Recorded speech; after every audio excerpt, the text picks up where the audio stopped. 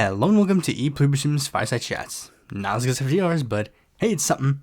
Now, if I sound bad in this episode, it is because I am currently, I guess you could say, recovering from a sickness of some variety. This is what I get for not vaccinating myself in the Kennedy era. Shoot.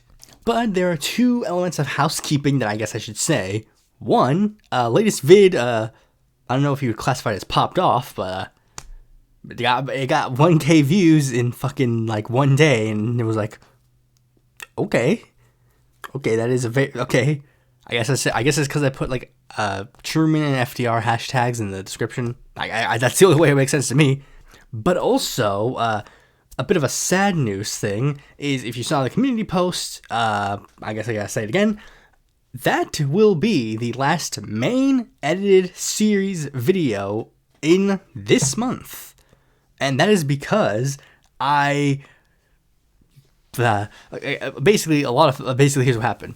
I was kind of like, there was one video that I had planned for the 20th, but I was just like, I knew like immediately afterwards there's a bigger video that's slated to come out the week after that, and I'm like, okay, I don't know if I have time to work on that because that video was gonna be like a decently like normal length, like around like 11 like 10 to 15 minutes or something like that, or it's something like that. I think it might be, I don't know, it could be shorter, I don't remember. I didn't record it, so I wouldn't know. And then also this sickness just started like coming up, so I'm just like, okay, hold on, I'm gonna have to, I gotta make sure, because I quickly recorded all of the lines, all the dialogue for the video that's gonna be slated to come out in like a couple, slated to come out next month, then put it in the timeline, and I'm just like, yeah, I won't have time to like, I did even contemplate like making a shorter video on the 20th, just because, but I just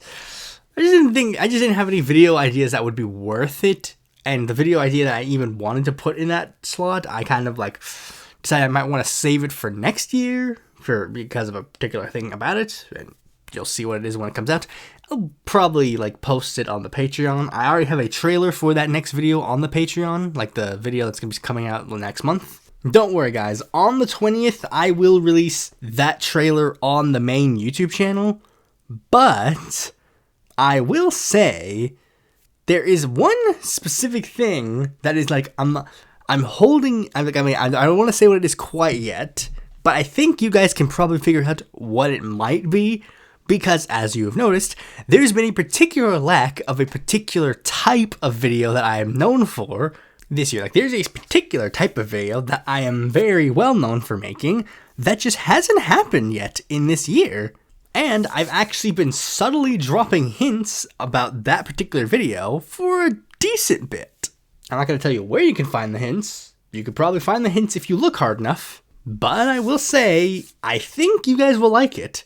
And to give you one, like, slightly more hint about what it is that of its particular subgenre, it will be the longest of its variety. That probably gives you way too much of a hint, but let's get right into the news. First, apparently, expose has been released that shows that Jeffrey Epstein helped Israel sell a surveillance state to the Ivory Coast. Jeffrey Epstein and Ehud Barak were specialists in war profiteering, and, it says, like, this is on the Drop site news. It says, like, it basically explains how Jeffrey Epstein, like, has worked with Ehud Barak to give a surveillance state to the Ivory Coast. And this makes a lot of things that have been going on a lot more obvious. Why Trump is so pro-Israel, why Trump is this makes a lot of sense in a lot of retrospect. I remember when I first heard, like, the thing where it's like, oh, Jeffrey Epstein has ties to Mossad, I was a little bit like, okay, hold on, guys, it's a little bit far-fetched, and it's just like, and then doing research, I was like, oh, no, wait, no, that's actually true? Wait, what? Like, former Israeli intelligence officer Ari Ben Mashene has basically explained, that was kind of the point of, like, the fucking, like, Epstein thing. Apparently, is that, like, the actual point of what happened? Like, they put these world leaders in these compromising positions so that, like, they are literally forced to... Shit, this is insane. Wow. I think it's getting more deep. I'm just looking at the fucking like wiki section of that part. And it's just like, that is actually like insane that I'm reading this now. The deputy sheriff of where Epstein first got arrested literally became a Russian intelligence agent because he allegedly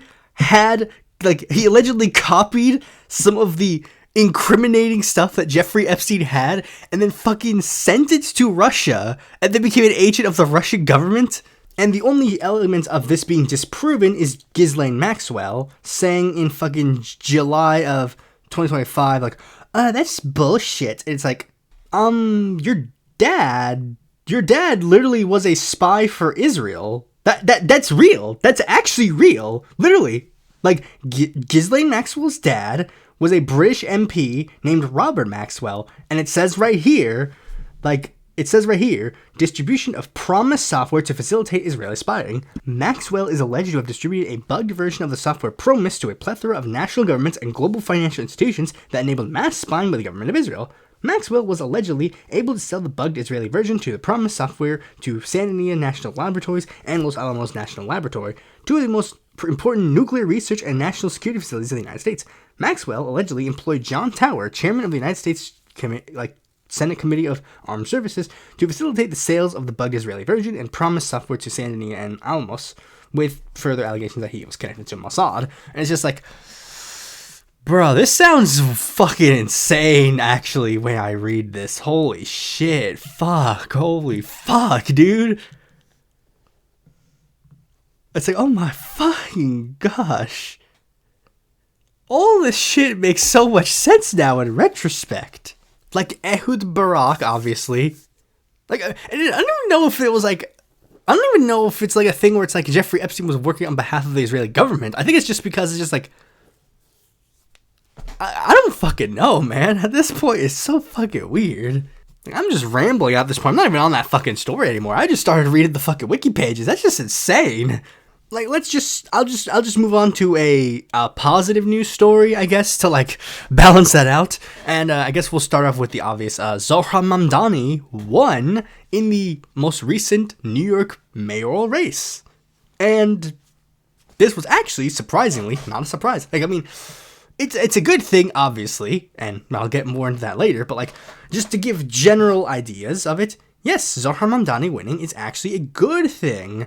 And even some lefties are trying to pretend that this is somehow a bad thing. It's not. If you think it's a bad thing and you're stupid and you don't deserve to have any semblance of like any sort of like understanding of the world, like this is literally a good thing. I don't know what you're complaining about. An anti-Zionist socialist is going to be the mayor of the biggest city in the United States. That's a good thing. And this also coincides with history. Fiorello LaGuardia being a prominent mayor in his own right there. He's not the last mayor who was a socialist of New York City, but he is, of course, New York City's most prominent mayor. I made a video about like the best mayors in U.S. history, and almost everybody agrees that Fiorello LaGuardia is literally the best mayor in U.S. history. And this is a big deal for another reason, and I'll get into that a little bit later in the main topic as well, but I'll also mention it a little bit here. Like, let's just look at the last New York mayoral election. It was basically Eric Adams versus Curtis Lewa. Eric Adams got like 753,000 or so votes, and then Curtis Lewa got like 312,000, and turnout was 23.39%. Turnout in this mayoral election, like the most recent, like the current one, is like 39.91%, which isn't like, which, you know, it's, but it's still more notable. It's above over 2 million votes, like over the 1 million votes in total last time, and 1 million votes explicitly went to Zohran Mamdani. Mamdani literally just blew the park open, and then he got a slim majority. And, you know, people were like wondering, like, what about, like, I mean, people, like, basically the thing people were trying to figure out is, like, is it going to be like a full-on majority, or is it going to be like a slim majority or whatever? Like, it was going to be a majority. Like, I mean, the only reason why it's like people, like, I think some people are trying to say something along the lines of like, oh, but like Eric Adams got like 66%. It's like, but there was vastly low turnout. This one has higher turnout. More people turn out to vote. And yes, sometimes that includes more turnout for the opponents. Andrew Cuomo got like 854,000. Sliwa only got like 146,000, but yeah, whatever. But again, Zohran Mamdani is winning. And I remember when Zohran Mamdani, like, initially announcing his bid was actually kind of like seen as like a bad thing. I remember when he first announced his bid. Let me see if I can find like the video. Like, hold on. The video in question is Fireside Chats episode 334. Why leftists need to vote for Kamala Harris. Boy, that episode did not age well in that regard. I didn't make an official endorsement in that episode. I made an endorsement later on episode 341, the political violence episode, and it was because Zohran Mamdani like announced like his policy about like not free grocery stores, because like that's apparently a thing everybody's got to like mention. It's like, Zohran Mamdani's giving you free grocery stores. It's like, well, he didn't say free grocery stores. He's saying like, low cost grocery stores. That's the point. But like, the thing is, it's like, yeah, he seemed like he's like it's a good thing, and of course because it's a good thing, all the worst people in the world are actively trying to stop him.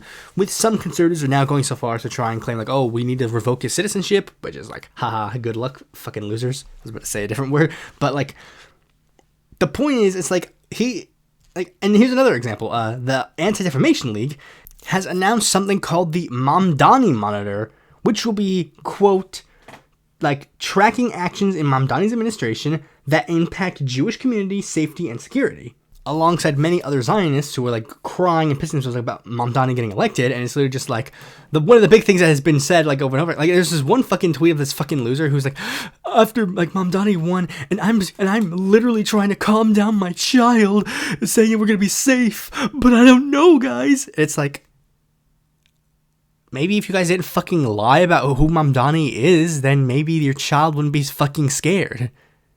Literally, Mamdani is not... I don't fucking understand this fucking world. Like, it's the same thing. I'll be told... Like, the same thing will happen with me in a sort of, like, other sense. Like, I'll be debating with somebody about politics or whatever, and then they'll say, like, I'm so hate-filled. And it's like, why? How am I the hate-filled one? That specific debate came from, like, it was a debate about trans people and trans rights, and they're like, you're so hateful, or it's like, I can't stand the left, you guys are, like, so hateful, and blah, blah, blah. Like, I think he just said, like, in general, about, like, my politics, like, you're so hateful. It's like, no, like, no, like, my politics are literally not based on hate in any semblance of the word. Like, everyone else's in this sense is, like, seemingly, because, like, again, like, literally the only reason why they're scared is because Scary Brown Man got elected. And it's another thing, like, I literally remember reading, like, a fucking, like, tweet about this thing, the Mamdani tracker, and fucking, like, Greenblatt, the guy who's in charge of it, literally said, like, we've never had a mayor like Mamdani before, which is why we need to start tracking him. It's like, you're saying that literally with the first Muslim mayor of New York City? You're just openly saying, since you have a Muslim mayor, now you gotta start paying attention if he's gonna potentially do, like, scary Islam. This is the same guy who got more scared about the fact that Pepe the Frog, like, exists in the world, and not the fact that the entire youth faction of one of the two parties literally has, like, them joking about making gas chambers.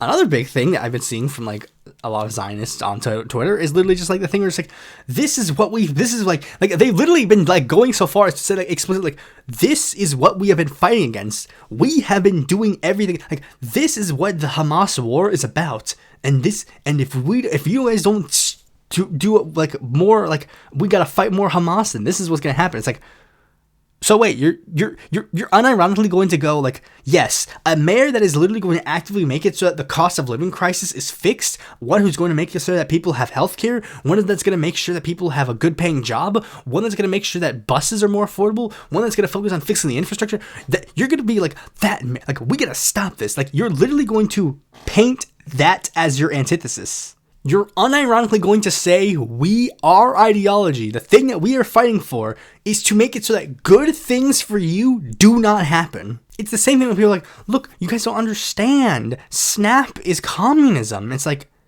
so you're saying that, like, fine, you guys can say that if you want. Like, you guys get, like, it's the same thing with, like, Mamdani, like, he's a communist. It's like, okay, like, the guy who turned out, like, 1 million voters in fucking New York City, who is, like, cheering and exciting people, you're just gonna label him a communist? And it's like, dude, that's not helping your cause. You're making it so that more people become communist. That's what you're doing. You're helping. Actually, go ahead, keep doing it. Keep doing it. You're helping us. But I don't want to get too much into that because that's a lot more of that is kind of like reserved for the main topic of the episode. All I will say is obviously Zohran Mamdani is good and everybody who disagrees is fed. Anyways, speaking of the feds, the FBI has subpoenaed the web registrar behind the website Archive.is, also known as Archive.today, and other numerous. Like basically, it's a website that archives. Basically these websites are like archives. That's as their name suggests, they're archives. And the purpose of the site is to basically give it so that you cannot, basically to circumvent paywalls. That's basically what the site is. The site is basically used to circumvent paywalls. And due to that fact, a lot of sites, there are a lot of sites that are kind of remove paywalls and that kind of stuff. And the FBI is subpoenaing to find out who the owner of this website is. As far as I know, they want to just know who the website owner is, but of course, we all know where that's going to lead. They're going to try and arrest them for offering the service, because this is a quote-unquote copyright infringement. Yes, giving people access to the news is copyright infringement. You hear that right. Giving people access to the news is a crime. And you guys wonder why I don't take fucking copyright infringement seriously. This is literally just like what happened with Karl Malamud when he literally went to the fucking Supreme Court for publishing state laws free on his website, and they tried to sue him, claiming that he was committing copyright infringement. And it's why are we living in a world where news stories can be copyrighted? And yet the fucking opinion pieces don't get fucking paywall or whatever, but it's literally just here's a news story about how Donald Trump is secretly trying to use the federal security state in order to spy on people. Oh, that's gotta be under the paywall. But random fucking bitch saying Zohran Mamdani is scary Muslim, that gets to be free for everyone to see. Bro, I am 100% on the side of Archive.is. They are 100% in the right, and I think we should be doing everything in our power to make sure that they remain a site that is active and free for everyone to see. But anyway, speaking of things that are no longer active, we're actually getting into news stories about 3 people who are 3 members of the United States House of Representatives who have announced retirements in the upcoming, they're going to be retiring in these most recent elections. They will not be running in 2026. Now, each of these 3 are somewhat big and notable in their own way, so I'm going to get into their sections, of course, individually. So first, the first person to announce retirement. Well, I mean, this isn't the first person to announce retirement, but this is probably the most notable. So I guess I just got to say it. Nancy Pelosi. Nancy Pelosi has announced her retirement after decades in the United States House. And the funniest thing is, of all the people, of the 3, she's actually the one that I don't have a lot to say about. Because at this point, I've said all I've ever really needed to say about Pelosi. In this term, she's done basically nothing. It's kind of it was kind of really expected that she was going to retire. Because, literally, she dropped, she said she's no longer going to be Speaker of the House or, the Democratic leader, and gave it to Hakeem. And it's yeah, I guess it just kind of hit. I don't know if I think it might have I will say one thing. I think maybe Biden is the reason why she's retiring.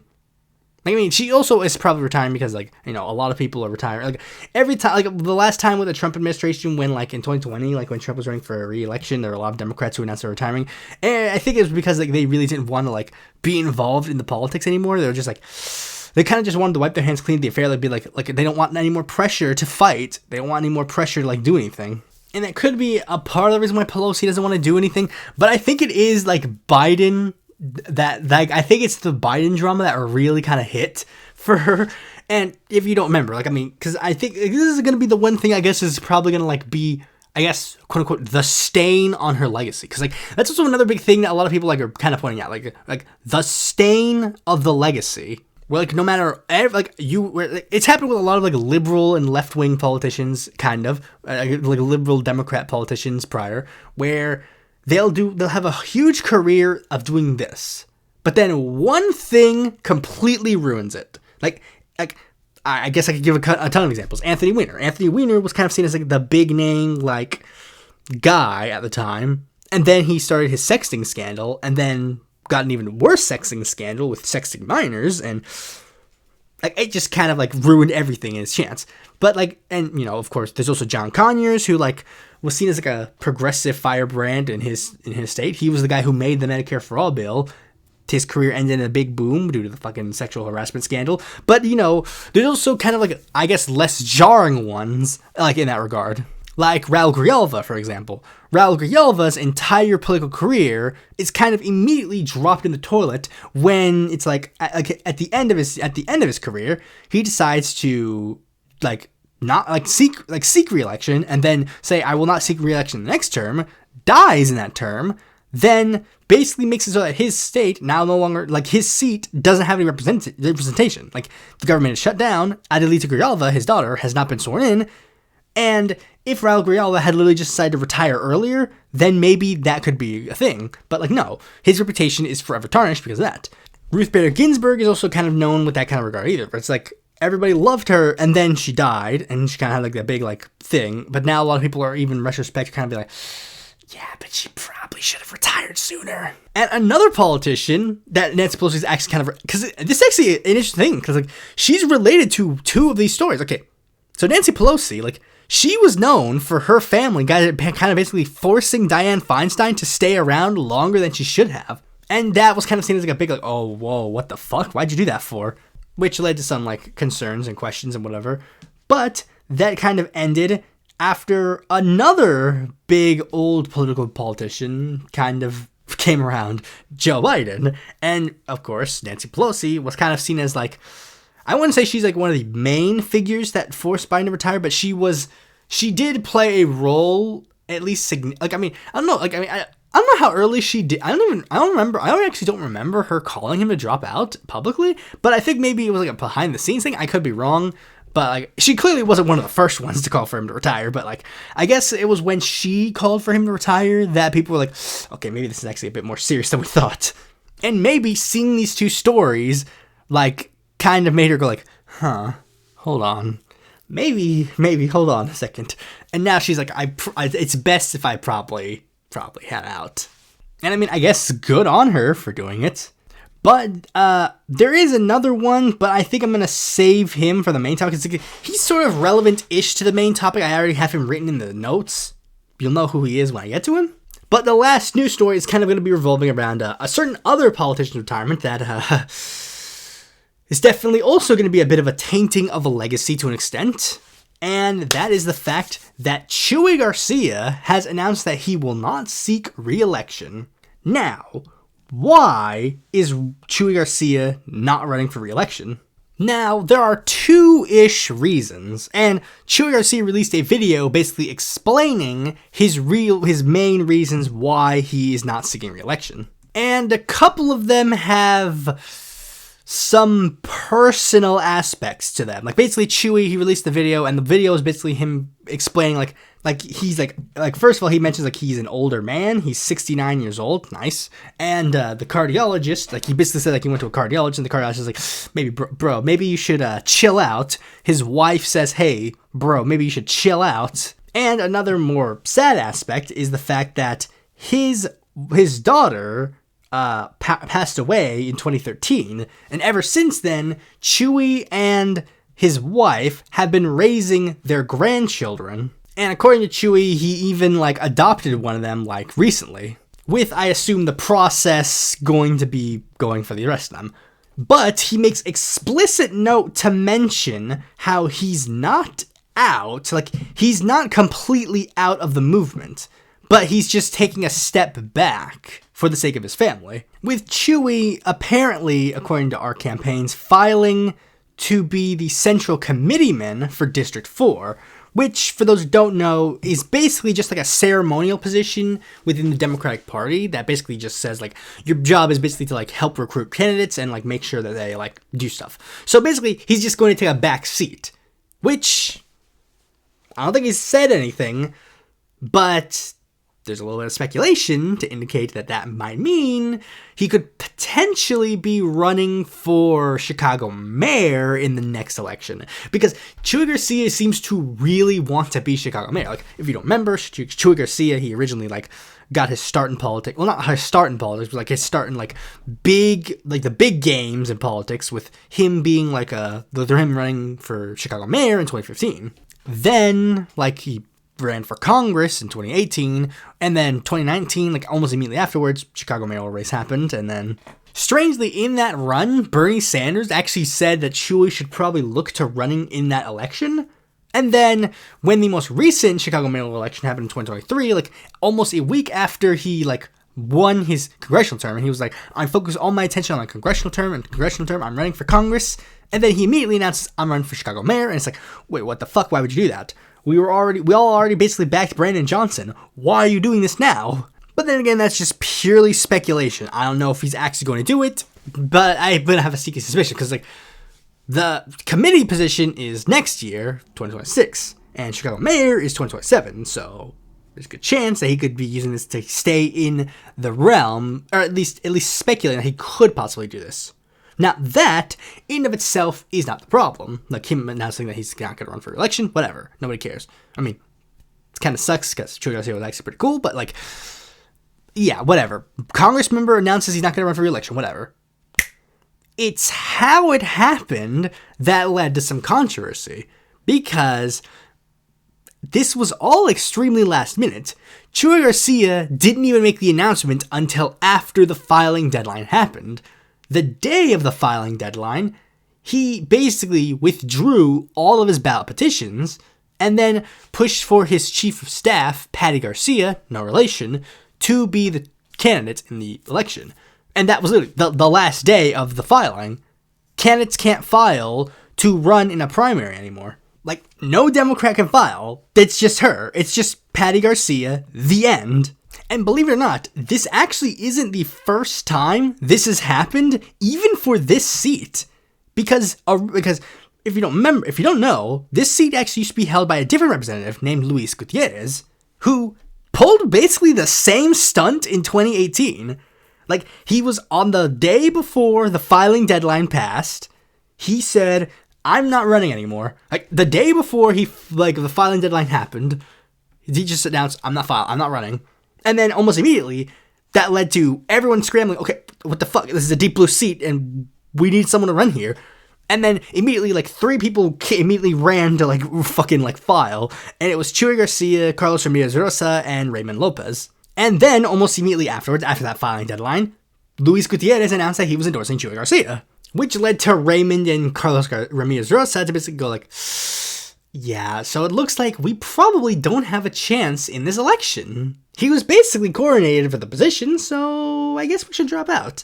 And Raymond Lopez, he just dropped out and didn't do anything. But Ramirez-Rosa, I think actually Ramirez-Rosa dropped out first because Ramirez-Rosa didn't want to split the left vote. And then Raymond was like, I got no chance, so I won't run. And then Raymond Lopez decided that he was going to run like fucking a million years later. And sure enough, how well did that turn out for you, Raymond? Now, Chuy's defended this because he's like, I haven't broken the law. I haven't broken any rules. And it's like, well, that's not the point, Chuy. The point is that you did this, like, the point is, it's not whether or not you actually broke any rules or whatever. The point is that this is a shady political tactic. You didn't give anybody a chance. Like, even just immediately going, like, I'm going to give her the chance to do it. I mean, it's a little hard to describe because, like, apparently, like, according to Chuy, basically he's explaining, the way he explains it is that he's like, this literally happened super last minute. It wasn't until after, like, the cardiologist appointment last week that he thought about it. Then it's like, well, maybe you should have, like, called some people up and told them, like, hey, maybe you should file. But that's because we live in a culture that's, like, weary of fucking primary bids, that even the idea of people filing against him would have been, like, scary for some reason. But here's the thing, this situation is so bad that apparently a Chicago alderman named Byron Sigcho-Lopez is considering running in this seat as an independent candidate, specifically because of the shadiness surrounding the situation. And he has until May to file to run for the seat. Now, Me personally, I want him to run. Not even necessarily just because, this is a shady thing, but just because this guy's a good candidate. Again, Choi should have told these guys that he was thinking of retiring so that they could at the very least think about maybe filing. I 100% wanted Carlos Ramirez Rosa to run for the seat. But Byron seemed to be a good choice too. The first thing I immediately did when I figured it out was hey, I looked up his Palestine stance, and apparently he got in trouble for being at a pro-Palestinian rally. So I was ooh, me likey. So, yeah. If, the only question is the logistics of the race. That's the only concern that seems to be going from this race. But I say fuck the logistics. Byron should run. He should. I would support his bid if he ran. Anyways, with that out of the way, let's move on to the main topic of this video. In case you haven't noticed, there's been a little bit of a doomeristic, nihilistic trend in some of the more recent podcast episodes. One of them was literally about the philosophy of nihilism. And given the state of the world, can you honestly blame me for, even if you're just being logistics, can you really blame me for, being a little bit maybe things ain't looking so hot? But now is hopium here? Are we going on a hopium overdose, my friends? Yeah, I know there's still some slight concerns, but I'm just gonna say basically I wouldn't necessarily call myself a quote unquote optimist. I guess I'm more of a realist or a nihilist, I guess, whatever. But I don't believe things will inherently be good or okay. That's just clearly not how reality works. I'm not saying any of this is a given about how things are going, because I've seen some people say oh, the pendulum is shifting back. It's just how the natural politics work. Well, no, that's not necessarily how it has to work. But I still have some concerns about how things are going. But basically, the thesis of this section is that should all of my concerns be quelled, if things don't go to shit, no rigging, no illegal third term, none of that shady, bad, evil stuff, no tanks in the streets, no black bagging, none of that stuff, barring any of that, there's a chance that we might actually be going into the final stages of not necessarily the final stage of capitalism per se, but at the very least things might start going good. Don't get comfy. Don't get comfy. I'm always saying this. Don't get comfy. Never get comfy. Always protest. Always turn out. Always hashtag. Always fight back against reactionaries. Always. Should things not go downhill in the remainder of Trump's second illegal term, things might actually go good. And it's purely by just kind of analyzing, just this week alone has kind of shown me a lot of things that really do, and it's not necessarily just this week. These are some things that have been boiling for a bit, but I'm seeing just a lot of things that are just I'm seeing a lot of things that do indicate things might be going good. And the one unfortunate thing is that this still relies on the inherentness of the United States' two-party system, but things still could be going good because of how I'm looking at these two-party system as it's going to possibly be. First, let's start off on the Democratic side. Of course, we've seen some decent electoral wins for the Democrats, but not just particularly that, but also not just the Democrats won, whatever. I don't really give a shit oh, Democrats won. New Jersey, congrats, you got Mikey Shkreli. You could have gotten Ross Baraka, but you chose Shkreli. I guess congrats on that.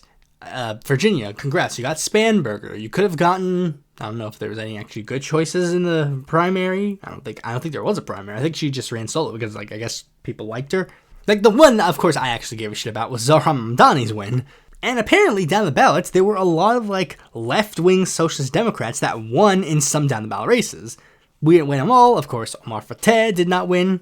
But what you gonna do? That's just the nature of things. If you're in electoral politics, that's just kind of how it is. Actually, if you're in politics in general, that's just kind of how it is. You're not going to win every single time. And it's not even just like that's one thing, of course, like the ideological left-wing Democrats, but there is also another specific Democrat that I want to explain, like want to talk about, that won last night, or not last night, like a couple days ago, that actually really does show how things are really shifting. Because the big thing I'm seeing is like on both sides of the aisle, there's a shift going on. And the Democrat in question is Jay Jones. Jay Jones, who ran for Virginia Attorney General. Who, if you remember, there was a controversy because Republicans were crying that Jay had some leaked messages that they didn't like. Meanwhile, literally a couple days after that fact, they literally excused the youth of the Republican faction of doing literal Holocaust, like a possible Holocaust too. You know, they didn't care about that. They're like, oh, but Jay Jones said a bad thing about us, so that makes it bad. Also, ignore the fact that these are the same people who literally, I'm just gonna call out a specific person on this on the website Our Campaigns. If you go there, I know you can't go there anymore because of the DDoS attacks. Oops. I might include it as a section. I might include it as a pin. I might include it as like a post, but it's just like there's one user on the site named Arthur who was crying about Jay Jones winning. It's like, oh, it's so sad. Democrats are blah blah blah blah blah. Democrats, the moral superior, and they're trying to like pretend like this big like fake crying bullshit, and it's just like, Arthur, you endorsed a man named Randy Fine who has cheerled for the literal murder of babies in Palestine. And these aren't leaked messages. These are public messages that you can go easily see. You have no moral ground to stand on. And no, it's not just Randy Fine. There are literally multiple Republicans who have openly stated that they support the genocide of the Palestinians. And they don't even mince words. They don't even say like, oh, well, it's not just... No. They just openly say it. Like I forget. Like, it was like... Code Pink did a thing, and a couple of Republican representatives literally just openly said they just support Israel murdering children. They just openly said that. Or the fact that literally 1 year ago today, you guys literally all came together hand in hand to vote for a man who is best friends with a child sex trafficker, who at best literally ordered his goons to shut down the United States federal government to keep the people who were customers of said sex trafficker from being caught for some random reason. Or worse, and the more likely scenario, because he knows that a certain name is in that file that would definitely be very much cause for alarm. You are the same people who will literally go to every single trans person's DMs and then share a picture of a trans teenager committing suicide and going, join the 41%, join the 41%. But will get offended when some random person on TikTok will say, haha, Charlie Kirk was splat. You are the same people who literally sell merchandise of people murdering politicians after you guys tried to murder a bunch of politicians. And it's the same thing. They're doing the same thing that has always been said a million times over. The reason why they're getting mad at Jay Jones for his text, but not mad about any of the other shit that I just said, is purely because of this big thing. And it's the same thing that happened with all these other things. Democrats have always been held to a higher standard. It's always been that thing. When they go low, we go high. That's always been the message that they've said. It's like, I will not stoop to the level of Donald Trump's evil ruffian behavior. Meanwhile, literally, Republicans can say literally whatever you want. You basically have to treat a Republican as if you would treat a child. Not in the way Republicans would treat a child. Not in that way. No. You'd get arrested for that. But in a way that a normal person would treat a child. You talk down to them. You have to make sure, you have to comfort them. You have to put them in a little, safe pen so they can play around and do whatever they want without having to face any repercussions for their actions. And yet, despite all that, despite the fact that Democrats basically have done that for basically ever since they elected Obama. That's basically been the strategy since Obama. Let the Republicans do whatever they want, and then we can just be normal adults in the room. Let them throw their little Tea Party tantrum. It'll go away sometime soon. Let them throw their Trump tantrum. It'll go away sometime soon. And sure enough, neither of them went away. And yet, despite all this coddling, this hand-holding, this babying of them, they still went to super fucking shit over every single fucking, Democratic politician who wasn't in their same step. They called Obama a communist. He is nowhere close to a communist. They called Biden a communist. They called Kamala a communist. They called Tim Walz a communist. And these guys cried wolf way too many times. So now when the wolf starts coming, they can't say it no more. No one's gonna believe them no more. Which is now gonna be a heck of a big problem because some of the people who actually won were communists. Some of the people who actually did win were communists. Like, I mean, literally, there's like a couple of people who were on like I forget like which state council, I forget what city council they're on, but there are some people on a city council that are literally like members of the Communist Party and Democratic Party. It's like, they actually won. You've normalized communism for us. Thanks for that, dude. You did us a favor. Holy shit, dude. Thank you. You guys called Obamacare communism, and like Obamacare is still incredibly popular. There's still signs everywhere that I go that say like Obamacare for people to enroll in Obamacare. There's still signs everywhere for that. Like, the only politician in our fucking lifetimes that is actually somewhat good. I mean, and yeah, Obama shit, whatever. But like, look, the presidents in my lifetime were Bill Clinton, George W. Bush, Barack Obama, and Donald Trump, and Joe Biden. Those are the people who were presidents in my lifetime. Like, literally, my only options for best president would be Obama and Biden. Those are the only options I have. But it's barely. Yeah, I know, it's fucking barely. I know that. That's irrelevant. That's the point. The bar is so low that literally Obama and Biden can cross it. And in sort of the rhetoric sense, it's like Tim Walz, Joe Biden, Kamala Harris, you guys shat on them relentlessly. Like, that's what you guys did. You shat on them relentlessly. Those were the guys who were being nice to you. Like, yeah, you got rid of all the people who were nice to you. You wanted the people who were nice to you. You should have let Biden get his fucking full term. People would be like, oh, the nice guy liberalism would win. And then a lot of people would like be drafted into that fucking stupid camp. But no, you've shown that that's not going to work. No matter how nice to you they are, no matter how cordial they are to you, no matter how moderate they are, they're still going to be called evil, radical, far-left communists. So people are just like, fuck it.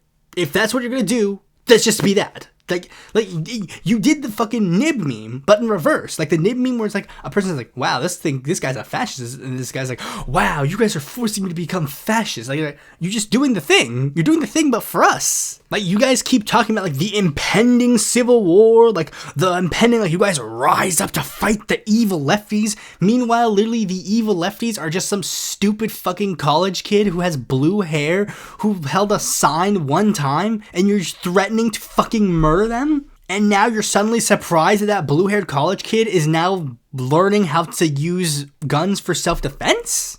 You guys made the bed, now you fucking lie in it. That's the point. All of this is just that. You guys made the bed, now you go lie in it. You killed the moderate, now get the radical. And Dems are actually kind of paying attention this time. Like, I'm seeing a lot of vibe shifting on the issue. Like, yeah, some of it is like, yeah, it's like, well, that's a vibe shift. It's like, yeah, it's a little bit of a vibe shift, but it is still noticeable enough for me to be like, hold on a second. This is interesting. I mean, we saw the vibe shift a little bit. Like, first, we had things like some candidates who talked about, like, stuff like corporate elites in their campaigns that normally wouldn't. Like, I mean, I'll give an example. Roy Cooper, North Carolina. One of his first ad for her Senate bid was like, we need to rein in, like, the corporations that are like making things bad for us. It's like, wait, hold on, Roy, that's not your territory. You don't really talk about that. And yet, sure enough, he still did that. And also, yeah, he was also painted as Radical Roy. Maybe Roy's finally realized it doesn't matter how much he, like, panders to the, like, new Dem style of politics. He's still going to be labeled Radical Roy, so why not just be Radical Roy? Then, of course, you know, there was a general vibe shift on the Israel, like, thing. Like, I mean, just kind of, like, first, like, a little bit of a general vibe shift on, like, you know, being like, okay, maybe we're, like, but, like, the big thing was, like, of course, like, AIPAC money. Like, you know, many people are, like, now being like, okay, maybe we won't take AIPAC money. Like, you know, Seth Moulton saying, I will not take AIPAC money, and I will also return every single cent of AIPAC money that I have. Mallory McMorrow saying, like, she won't take AIPAC money, even though she literally tried to get, like, the AIPAC endorsement earlier. Like, and yeah, that's the thing. It's like, it's the same thing with Seth Moulton. Like, he also tried to get AIPAC's endorsement. It's like, yeah. It's not gonna be like a immediate, like, oh, every single Democrat is not like a super hardcore anti-Zionist, whatever. Yeah. It's a vibe shift. The fact that they won't take AIPAC money anymore, despite the fact that and also it's like the thing about the AIPAC in general. Like we saw, like, I mean, there's like an ad from, like, there's like a video from Track AIPAC that literally showed like AIPAC is now telling their donors, don't donate to us anymore. We can't donate to candidates anymore because people will hold them to higher scrutiny. Now you have to directly donate to them.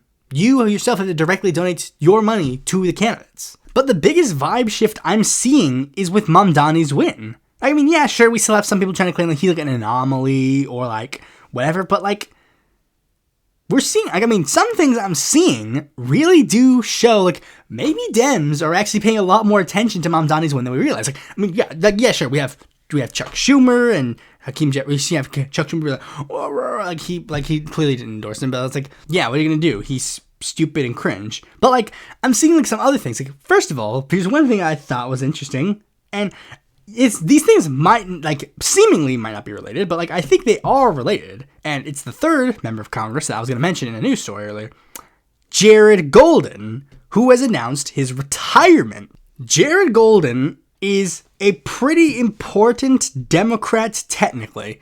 He is a member of Congress who is in a Trump district, who was kind of seen, who was the former leader, but then sort of is now like the de facto leader of the Blue Dogs. And Jared Golden was kind of like, he just kind of painted himself as kind of like being like, not necessarily like he's kind of painted himself as like being like the, I guess for like a better term, the Manchin cinema of the House of Representatives. Like, I mean, he literally was like, I'm going to try and rebrand the Blue Dogs. Like, that was his thing. Like, he was like, I'm going to rebrand the Blue Dogs. The Blue Dogs, their reputation is kind of in the trash. So I'm going to use everything in my power to rebrand them.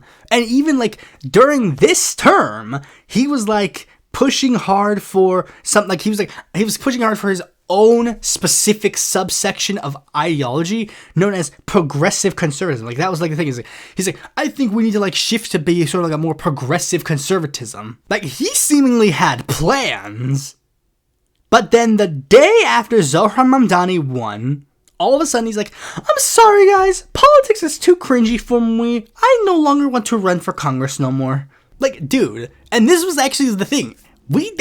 People were right on the brink of failure again. Like, he was literally getting sucked off every day by Twitter libs. The paid DNC ops were like rushing heavy to say that the guy who was running against Jared Golden, not even necessarily as a progressive, like he was just kind of like running as like a kind of like a normie Democrat. I mean, I guess he is also kind of progressive. He's like pro-Medicare for all, but like he was like basically running as like, you know, like Jared Golden's not even really helping the Democrats. So it's like, maybe we should vote for like an actual Democrat to like oppose him. But like they were literally saying like, no, it's okay that Jared Golden like ruined Joe Biden's agenda and like put us in the position where we are today.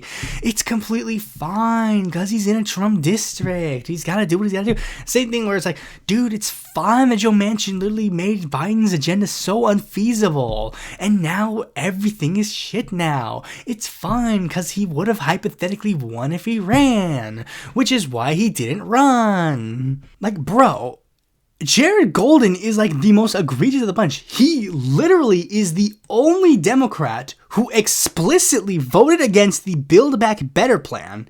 And yet, despite the fact that Twitter libs were demanding that fucking Cori Bush and Jamal Bowman not be seated anymore, they're basically like demanding for the squad's heads for voting against the BIF, which wasn't even the main part of the agenda, purely because they were concerned that the moderate Democrats like Golden wouldn't vote for the Build Back Better plan, and it turns out they were right.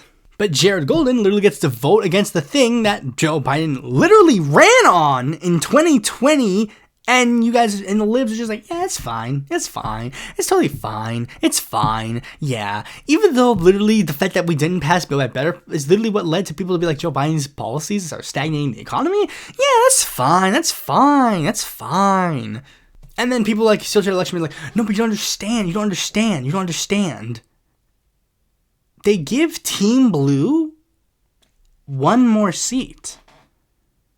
It means literally nothing. If you're up one and Jared Golden is your one, it means nothing because Jared Golden isn't going to help you.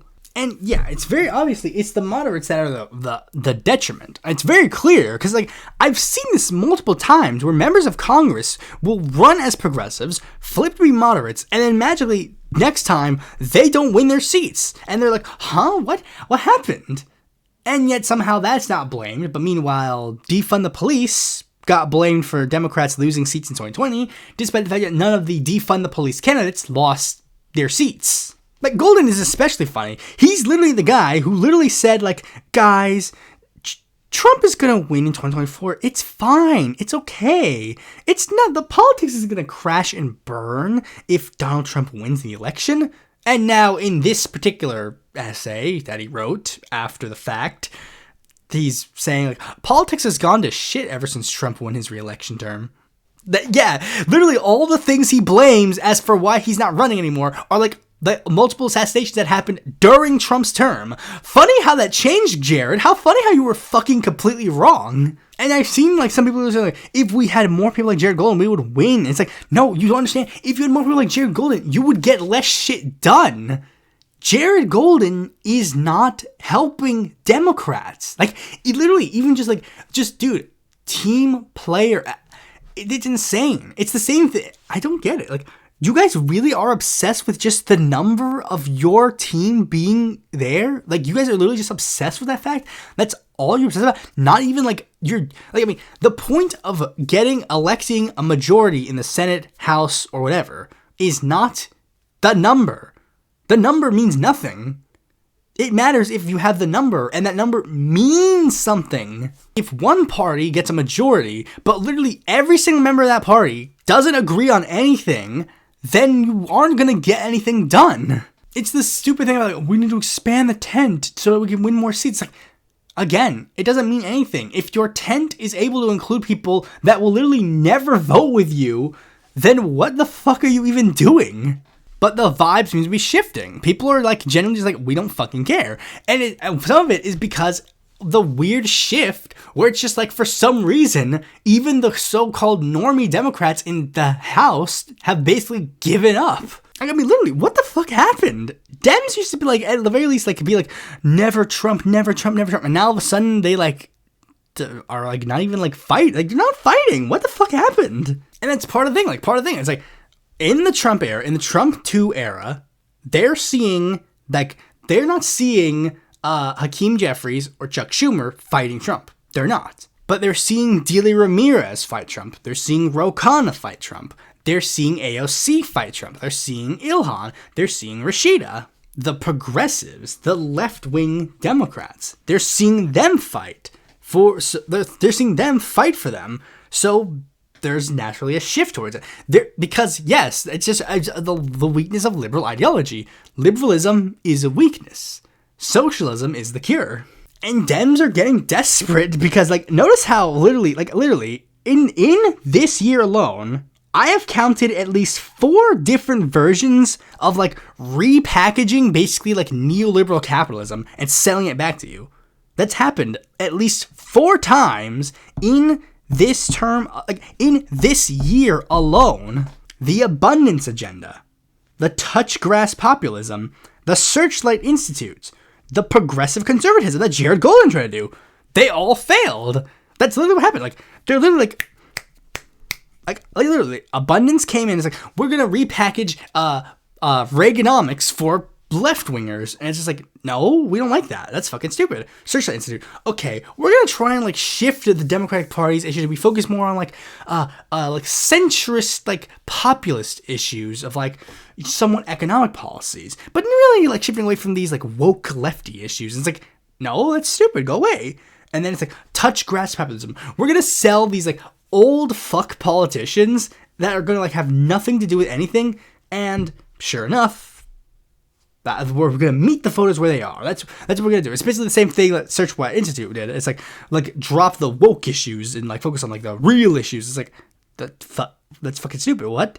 And then progressive conservatism is literally just, I don't even know what the fuck Jared Golden's idea was. It's just like, I guess it literally was just fucking like Trump policies, but I don't even fucking know what it was. But, like, you get the point. They all came and tried to, like, do the thing, like, we're going to fight against the we're gonna fight against like left-wing Democrats. And it's like, that's clearly not working. All of them have failed. And we're seeing a lot of Democratic challengers for running for the House of Representatives or Senate literally just openly say, hey, you know what? I don't like Hakeem Jeffries. I don't like Chuck Schumer. And if I go in, they ain't gonna be there no time soon. So yes, that is a very good thing. Like, there is one more candidacy that I really think shows how the vibe shift is changing so drastically. And it also has to relate to Mamdani specifically. The candidacy of Michael Blake against Richie Torres. Michael Blake is one of the most normie Democrats of the Obama era ever to exist. He was like close to the Obama administration. He was like a DNC vice chair at one point. Prominent politician in the Democratic Party to an extent. Like, I mean, I've seen him around every so often. And yeah, he just kind of like struck me as like, yeah, just like a normie generic Dem. Even to the point where this guy has been to like events for AIPAC to basically say, we need to help strengthen United States and Israel relationships.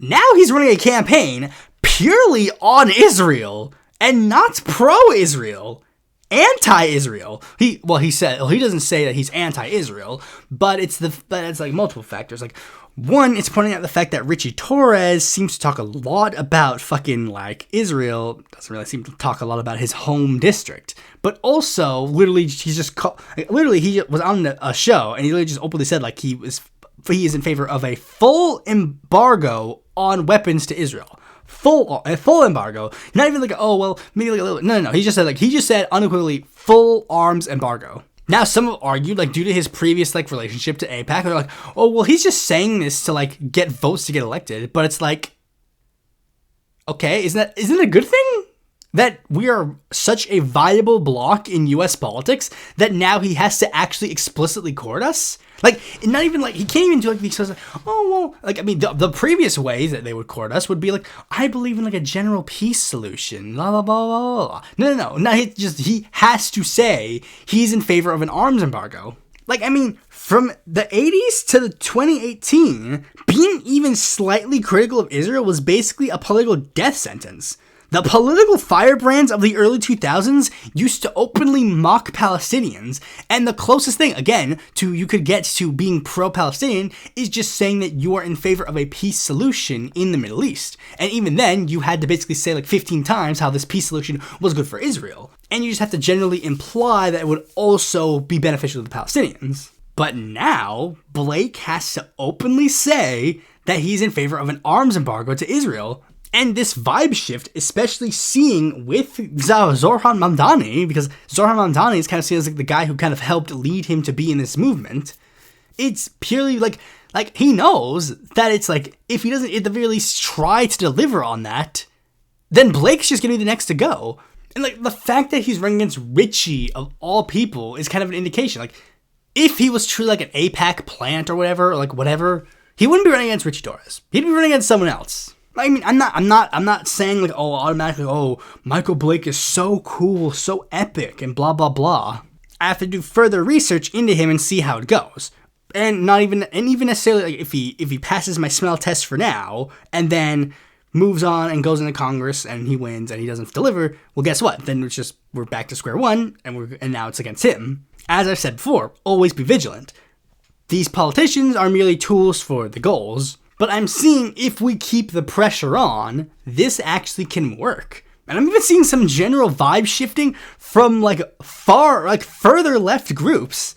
Like, I mean, yeah, sure, we still have some people on the quote-unquote, like, fake left. Like, I guess I can't call them fake left, but, like, you know the type I'm talking about. Like, I shit on them relentlessly. The people who, like, sit there and, like, type and be like, oh, Zohran Mamdani is so bad and so cringe and so gay or whatever. Like those guys, and they're like, he's, like, I mean, like, I guess I'll just name drop a Banana Banana. Like, I decided to torture myself and watch the Banana video about, like, fucking Zohran Mamdani, and he's basically saying, like, Zohran Mamdani is a Zionist sellout and blah, blah, blah. It's like, sure, buddy, sure. Pats him on head, strokes his beard.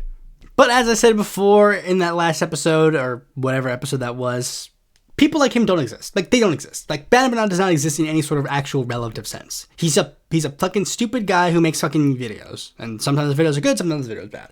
Basically me. He's basically me. Like, what I am in the YouTube sphere is what Banana is to the real life world. Like, Bannon Panetta might be a relevant, somewhat notable person on here, on YouTube, or on BreadTube, or whatever the fuck, but that doesn't mean he has any say in the real world. And him and all the other people in his ilk literally just do the same shit. All they do is complain online. That means nothing. You mean literally nothing in the real world. Zohran Mamdani means something because he's actually in an elected position where he can actually do something on the state of Israel. He can actually do things in regards to the issues that he actually advocates for. You can't. You are nothing. And before anybody tries to like pin that back on me, no shit, no duh. Like, obviously that's going to also befall me. That's why I also say that you should probably get involved in more like real life activism. Online activism can be a useful tool, but also, you know, you gotta actually do shit if you actually want to be viable. But actually that's actually not the main reason why I wanted to make this video. The main reason why I actually wanted to make this video is because of the other side of the aisle. I'm seeing the vibe shift there, and that vibe shift is way more interesting than this one. Now you might say, wait, hold on, but you're a socialist. You should like the socialist vibe shift. Like, yeah, but I'm seeing on the other side of the aisle a shift that literally could mean an end. It could be over. Like the reason why this is such a big thing to me is because like I'm seeing our side rise and the other side fall. Like, I really think that if, again, I think that the impending collapse of the MAGA movement is coming. Now, I know I said earlier, like, you know, the temper tantrum of, like, you know, let them do the temper tantrum and then they'll get over it. And, you know, I laughed at that. But, like, no, I'm seeing, the reason why I'm saying this is, like, different is because of the difference in how it is. Like, they, like liberals saw the Trump movement in 2016 and thought that was going to be a short-lived tantrum that was going to end immediately afterwards. But no. What the MAGA movement and the Trumpster movement, the American like right wing movement, I guess, whatever, like Trump taking over the American right wing has basically been a tumor, a cancerous tumor on the wing of a bird. And now it has rotted the bird's wing so much that it has to be amputated. It cannot survive. Why do you think that Steve Bannon is spending all of his time talking about that third Trump term and why Trump keeps joking, quote unquote, joking about that third term? Why Andy Ogle introduced a bill trying to get Trump to run for a third term? Because they see the writing on the walls. The second Trump is gone, it's over. Because the American right wing is not a coherent, like, in order to be a conservative, quote unquote, in America, there is no coherent ideology out there. You have to, it is the American right wing as it exists now is literally filled with Nazis, fascists, Christian neocons, libertarians, white supremacists, Jewish Zionists, and they're all part at the same table. Newsflash, all of those groups cannot form a coherent political ideology. They're only united on hating a certain minority group. Some of them hate all the minority, and even then, it's not consistent. Some of them hate every single minority group, and some of them go, well, no. This specific minority group is fine. Like gay conservatives, they're like, no. You see, we don't like those, those newfangled transgenders, but gay people are fine too, right?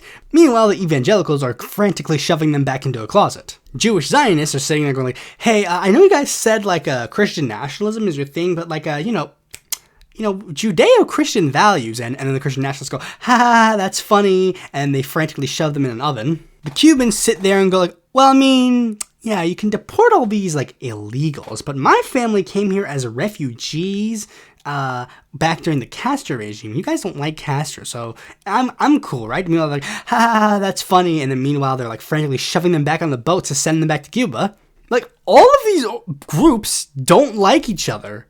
They're at each other's throats all the time, but somehow they're able to unite under Donald Trump, who can just... Because as the message of Donald Trump's campaign has always been, he is able to say literally everything and nothing at the same time. During the 2020 election, Tom Cotton and Rand Paul both endorsed Trump's bid, arguing that he represented their foreign policy. They literally do not have anything remotely coherent in the same political ideology in regards to their foreign policy. And yet somehow they both claim that Trump represented their interests. Because Trump is a cult leader. He's a religious figure. He's not an actual coherent person.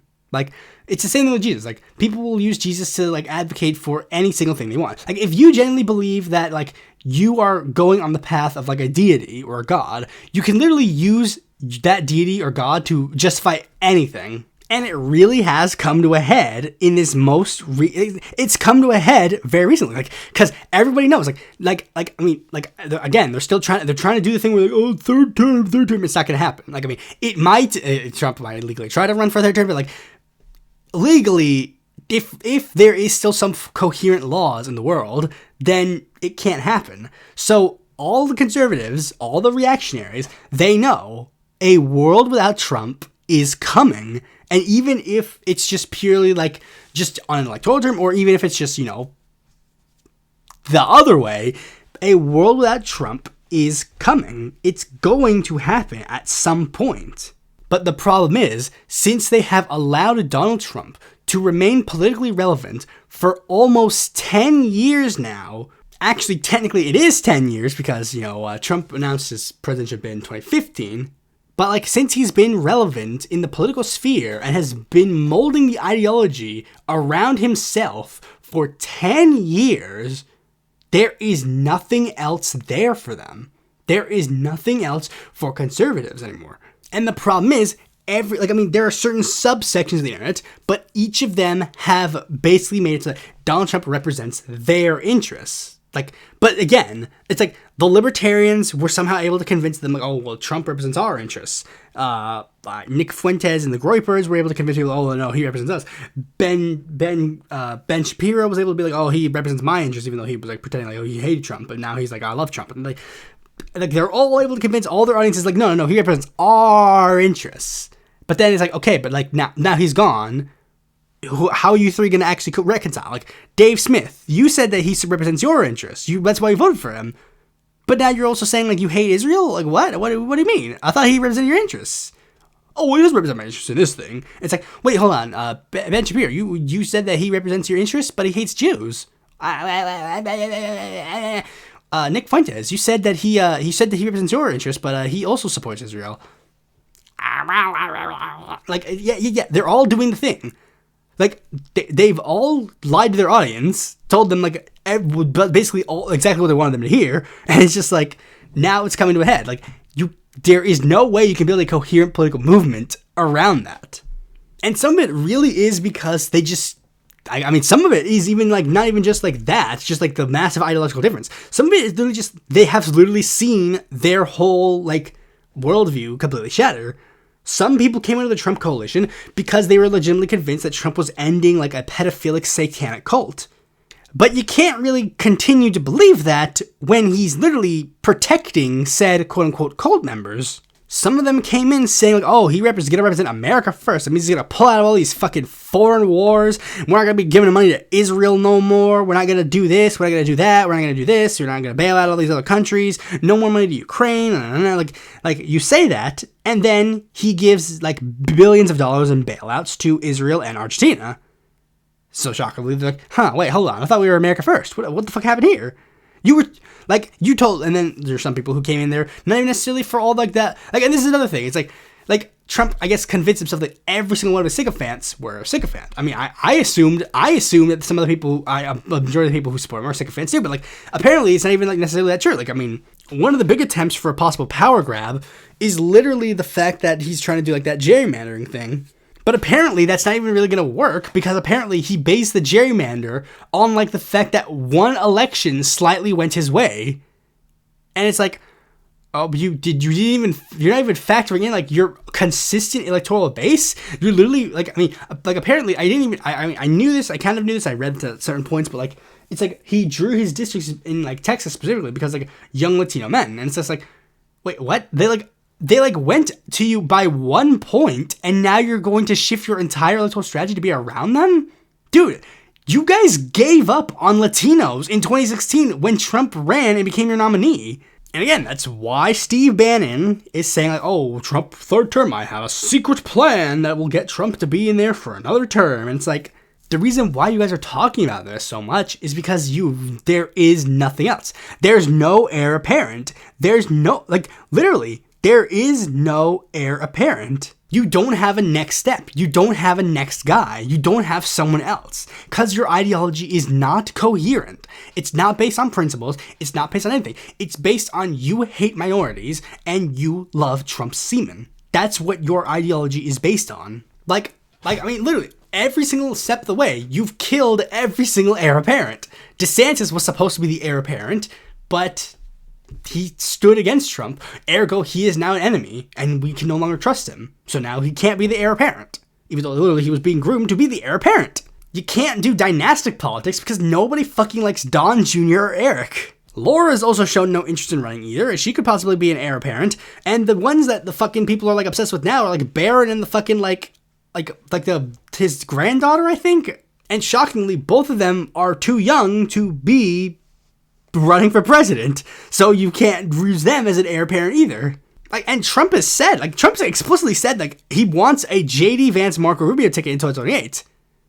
But the Groypers have already made it clear, no, they won't support him. Now, normally those words would mean nothing, but, like, the Groypers are the future of the Republican Party. Like, it's the same thing with the Democrats. Like, the Democrats, the future of their party is socialism. They can cry and piss and shit all they want, but young people ages 18 to 29 in, like, at least in the Democratic fold, have a more favorable view of socialism than capitalism. Socialism will be the ideology of the Democratic Party at one point in the future. Groyperism will be the ideology of the Republican Party at some point in the future. You can fight, you can scream, you can piss and shit yourself all you want. It's going to happen.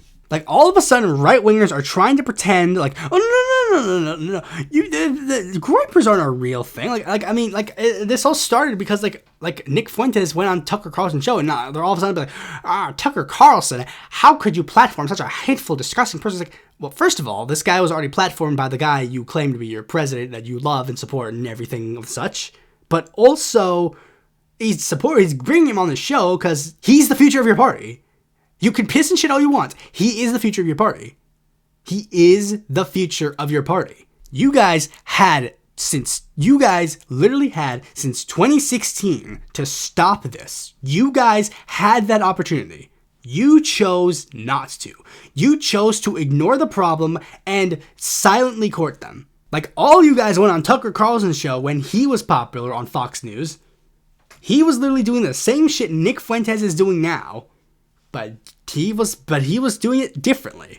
And literally, it's just like, guys, literally, it's just like, I saw like a fucking tweet where someone was like, we will not let Groypers be involved in the GOP politics. Like, bro, you're literally almost 10 years too late. Literally, last month, you guys were all coming in your pants and be like, oh, Charlie Kirk, oh my gosh, Charlie Kirk, oh, sadness into sadness. He hired Jack Posobiec, one of the first Groypers, first members of he was an alt-right creator who literally espoused neo-Nazism during his start of his political career online. He hired him and made him a mainstream conservative pundit that you guys still bring on your shows. Remember, the Young Republicans chat leaks. They're already your base. The Groypers are already your base. The 2028 Republican nominee literally needs Nick Fuentes' endorsements to win. That is a fact. It's a sad fact, but it's a fact. The 2028 Democratic nominee needs Hassan Piker's endorsement, and like Hassan Piker and Nick Fuentes are prominent enough to be mainstream Democratic contenders. Like, literally, if there was not a law that said that foreign-born citizens could like run for president, Hassan Piker literally could run for the Democratic nomination for president, and he'd probably win. I mean, even QAnon is a cult for Donald Trump. Even they don't like him anymore. They don't like him. They have no interest in the future of Republican politics. It's over. Like, the QAnon shaman, he, doesn't like Trump anymore and doesn't endorse him anymore. I don't even think QAnon is still a thing. It's gone. Because it's like, yeah, really, ultimately, at this point, they probably, I don't know what happened to most of them. I think most of them just kind of like devolved into like just random normie conservatives, or to an extent, or like just because like they just got sucked into like the mainstream of conservatism in the United States, unfortunately. But like I think a lot of them have to genuinely be like, we spent all this time trying to fight the cabal, but all that happened is we elected the cabal to the presidency. I could be too rationalizing on this because QAnon people are, of course, fucking stupid brain idiots, but like, you can't have, I genuinely do not see how you could have a mentality where it's like, you genuinely are convinced that all these people are part of like part of the thing, and then somehow Trump got excluded. When it's like, it has to be so obvious now. Like, again, Nick Fuentes openly says it. He openly says at this point that he just accepts that a lot of this stuff is just bullshit. Even the MAGA communists have to quietly stop being pro-Republican. Like, literally. And they're fucking feds. They're feds. They're paid to do this.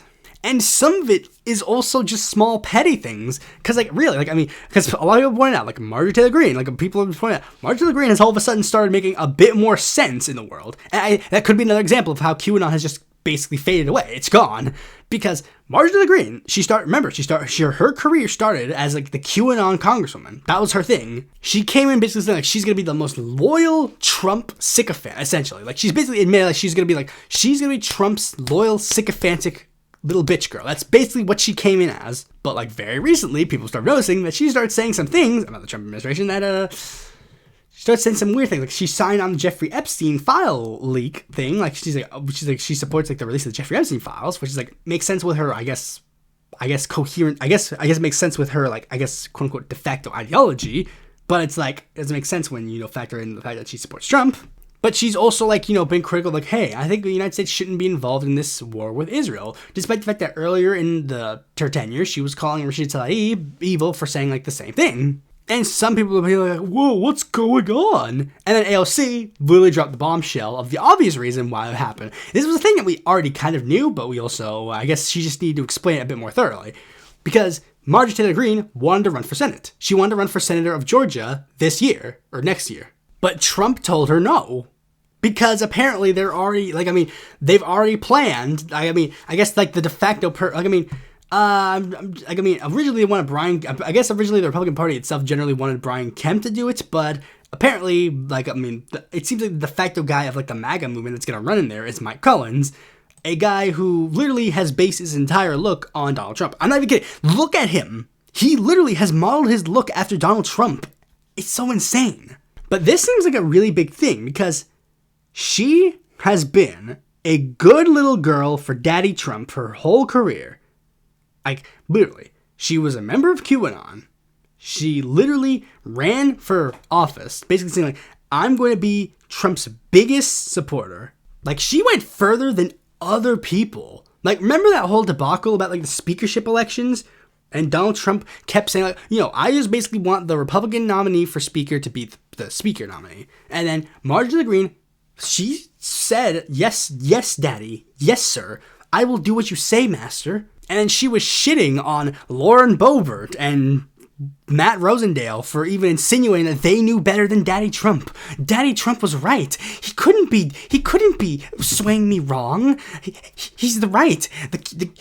He's teamed with Q. He's teamed with Q. He's teamed with Q. He's teamed with Q. She has done everything she has been told. And now she wants to have the favor returned. I think I can help you win Georgia. And then Trump says no. She might have been able to rationalize other Trumpsters who got snubbed previously, like Matt Rosendale. Matt Rosendale, he betrayed us. So naturally, yeah, we have to turn our backs on him. But she's been loyal since day one. And yet she is now getting snubbed. And that also coincides with her seeing Kash Patel literally betray the thing that her and him were advocating for so long. Again, like, just I really do think if you're a rational person, you cannot go to any other conclusion except for believing that Donald Trump is in the Epstein files. He has to be. There has to be something there that that we don't know and is so fucked up that they need to keep that hidden. Kash Patel, before he got to see the Epstein files, was like, we need to release every single Epstein file.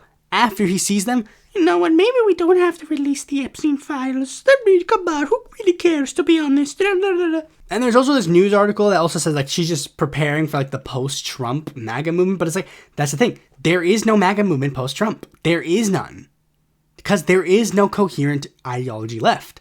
The ideologies have already snubbed people like her. Remember, I said earlier that the Republican nominee in 2028 needs Nick Fuentes' endorsement. And he will never endorse her. Because Nick Fuentes does not believe a woman can run the country. He literally said that when his supporters were trying to get him to back Tulsi Gabbard. He said it point blank. He doesn't believe a woman can run the country. Which is why a lot of these guys are, again, now shifting to repeal the 19th. Because, again, it's just hate for minority groups. Marjorie Taylor Greene thought she was safe. Like, oh, I'm a white woman, so you guys are going to keep me safe, right? And no, it's not going to work in that way. You guys understand. White Christian men are the only people they give a shit about. They only give a shit about them. That's all they care about. And here's the thing. I am ecstatic. I'm fucking happy about this. Because it's the same thing. The Republicans have been building this tent for a long time. Like, they did this. They did this to themselves. They had every opportunity to say, you know what? We won't support Trump. They had every opportunity to say, you know what? We won't support Fuentes. Like Trump, like they had every single opportunity to deny this, to stop this. You could have not nominated Trump in 2016. You could have voted to impeach him at any point of time. When he tried to run again, you could have said no. You could have just told him, we're not interested. You all made your bed. Now go fucking lie in it. Meanwhile, our movement is not based on one man. It's based on actual principles and goals and an ideology that fights to make it happen. Thanks for watching this video. Be sure to like, comment, share, subscribe, and click the bell to notify when a future video of mine comes out. And if you want more content from me, consider supporting me on Patreon.